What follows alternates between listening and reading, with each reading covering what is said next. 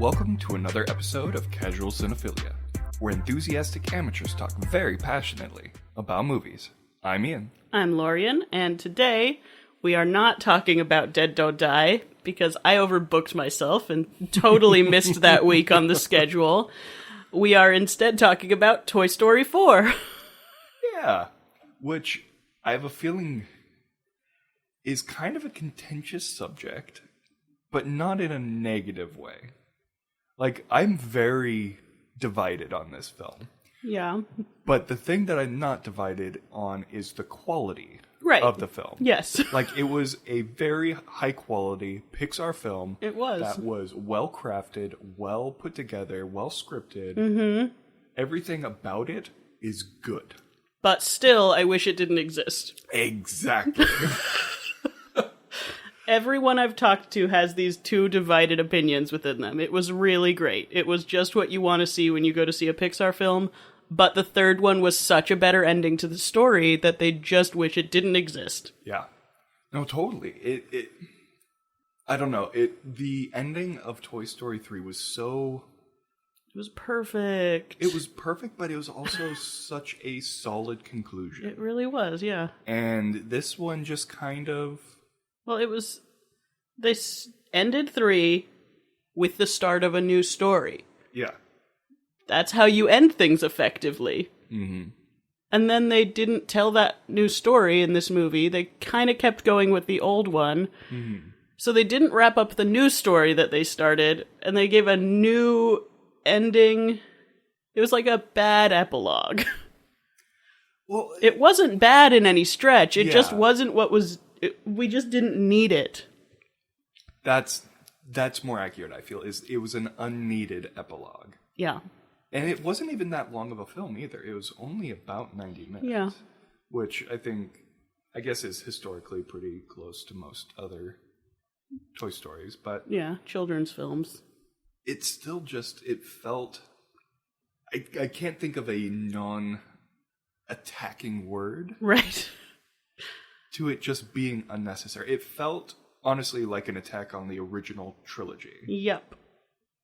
It was fun to see, because it expanded the Toy Story universe a lot to the non-owned toys, which is cool. Yeah. I enjoyed seeing that.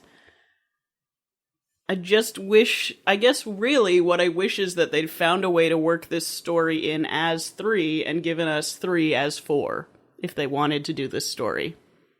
There's not a way to do it the same way that they're written, but if they wanted to cover the subject material, I just wish they'd done it before the beautiful conclusion that they wrapped up with 3. Yeah, well, and I've read an article that this is the last Toy Story. Like, yeah, I mean, it kind of has to be. Not going to be any more. They've left Woody and... Oh, spoiler alert. Oh, yeah. Spoiler alert. We like spoiling everything that you love. If you don't know that by now, you're a new listener. Welcome. Hi, thanks. Everything that you love. Sorry for that. But the other 3 of you, you already know the drill.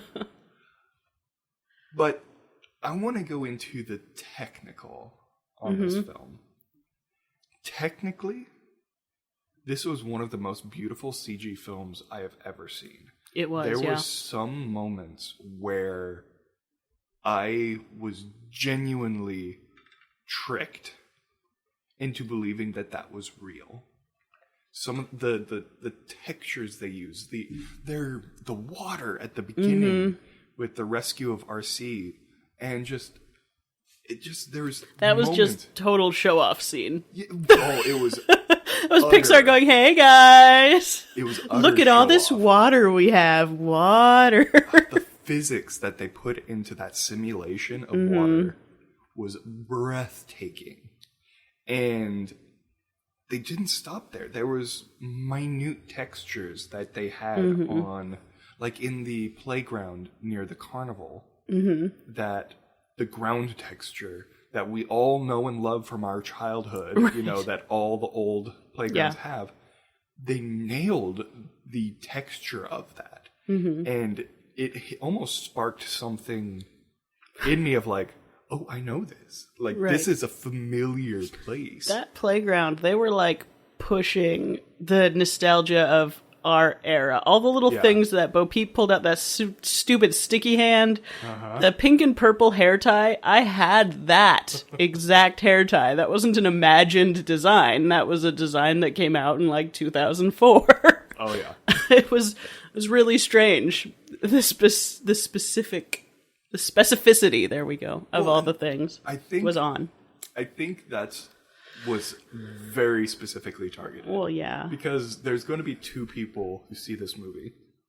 Our generation. And our generation with kids. Yep. Like, those are the two people who go see this movie. Yep. And 75% of it is our generation.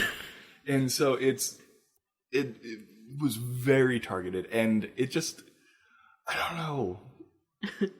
I go back into the negative. I want to go back to the positive. The story, as a standalone, I thought was a genuinely heartwarming. I loved Forky. Story. Forky was fun. You've got to love a character with existential conflict in their heart who just thinks they're garbage. The scene at the end is like with the female knifey, whatever. It's like, trash? Like, yes. Why am I alive? I have no idea. Yeah. In the end, you're cute. like, okay.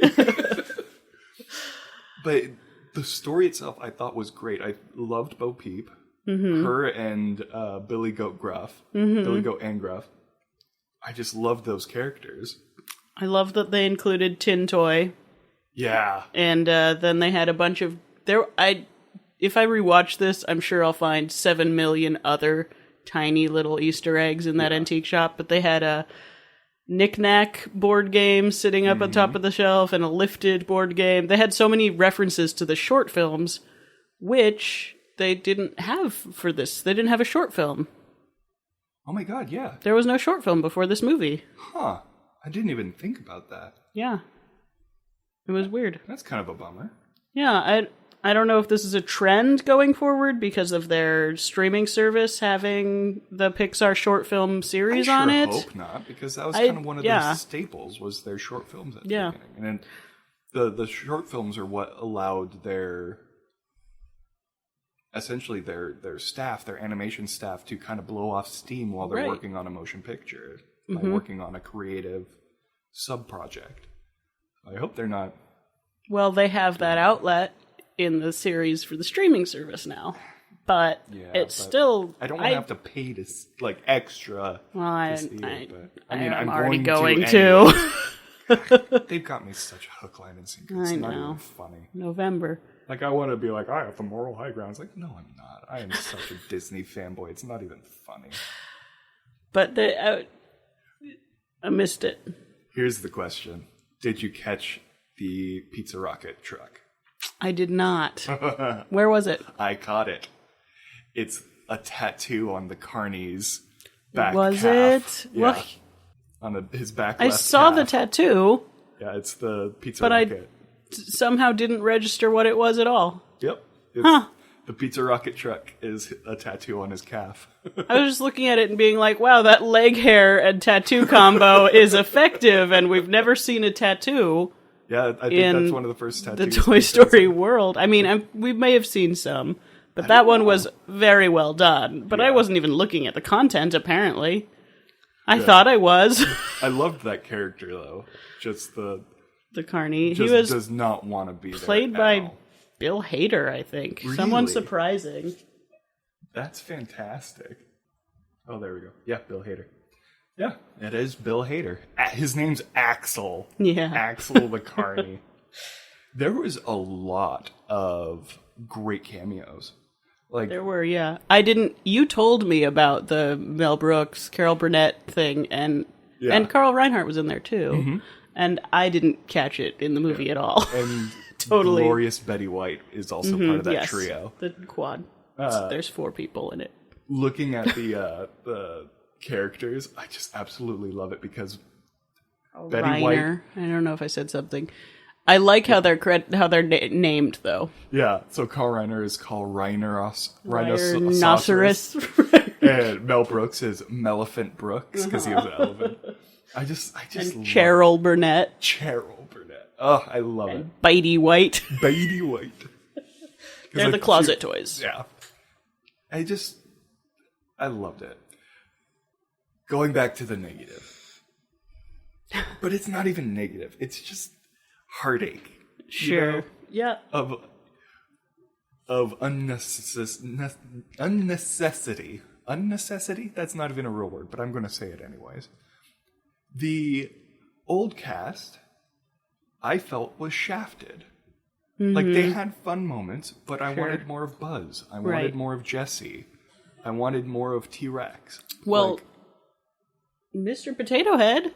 He had passed away. Yeah. They were able to voice the entire character on previously recorded audio. That's how little they had to do in the story. Yeah. Which is kind of... I mean, it's sort of a sweet sentiment. The character didn't have to be recast, blah, blah, blah. But at the same time, if you're writing a movie where he has so little to do that you can use old recordings, is it really serving the character? I don't know. This was a great movie that was entirely unnecessary. Yeah. I don't know how else to describe it. Yeah. I enjoyed every minute of it. Except for the fact that it existed at all. Well, that's the thing. It's like I enjoyed every minute of it, but came out on the other side feeling kind of empty. Yeah. A little bit. Like, it's kind of a bummer. I'll probably pretend it doesn't exist. It's just it's such a stronger story without it. Yeah. It really is, though. Back to the positive, though. I loved Key and Peele's characters, Ducky and Buddy. They were fun. I enjoyed their constant imagining. They're attacking people's faces and blowing things up with laser eyes. And the whole subplot with trying to get the key was brilliant. It's like, how did you guys end up getting it? Just placed right in front of them. It was really difficult. Really hard. A funny thing. So, the theater I went to is the UA. Mm-hmm. And it was actually pretty packed. It was like 4 o'clock on a Friday. Nice. 4:30 or something like that. And it was so funny. The people next to me, I was on the far side. The people next to me were just really into it. It was a mother and son, and they were just having a great time. And sure. And the instant the dummies came on, the mom was like, "Oh no! Oh god!" And like every time they would like peek their heads out and be like, "Ah," she'd just say, "Oh god!"